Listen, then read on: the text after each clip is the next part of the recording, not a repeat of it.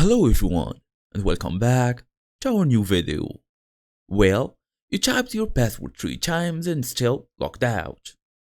So basically I'm talking about this app Connect or Garmin Connect in 2026. You have been trying to log in but you are going through some problems. So in today's small tutorial, I will show you exactly how to actually log in to Garmin Connect. Easy and fast as usual. Let's get started.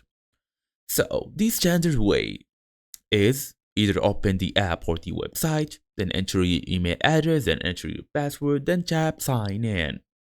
Basically, that's the dream scenario, but here is how to actually do it, and here is where it usually breaks. So we're gonna go open the device, go all the way to Wi-Fi settings or connection, make sure you're fully connected to the internet. We're gonna go all the way to tap on the Garmin Connect app. So as you see here, I'm fully connected to the internet. As I told you, we're gonna go all the way and tap on sign in. They're gonna give you some user license agreement that you should agree on. Then we're gonna tap here, then next.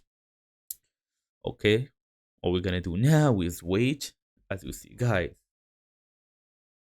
they give you basically a small images of how basically you're gonna be looking when using this app. So all the way to create account or sign in. Then you should use your email address or even go to advanced settings if you want to.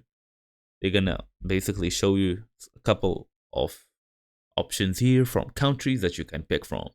So as I told you before, enter email address, password, then go all the way to login or sign in basically. Then if you have two-factor authentication enabled, Garmin sends a code to your email. Do not sit there waiting for a text. It's always email. You can also check your spam folder seriously since 90% of the time that verification code is hidden in spam or promotion.